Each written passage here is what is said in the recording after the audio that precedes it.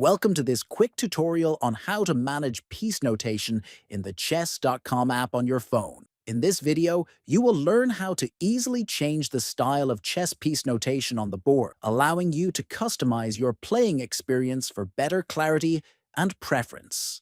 First, open the chess.com app on your phone. Next, look at the bottom right corner of the screen and tap on More. From the menu that appears, select Settings to access the app's options. Inside Settings, tap on Board to open board-related settings. Locate the piece notation option and tap on it. You will see three options: English, Localized, and Figurine. Choose the option that best fits your preference by tapping on it.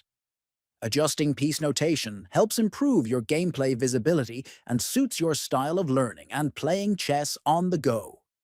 Thank you for watching this tutorial. Make sure to explore these settings to enhance your chess.com experience. If you found this video helpful, please like, subscribe, and leave a comment below.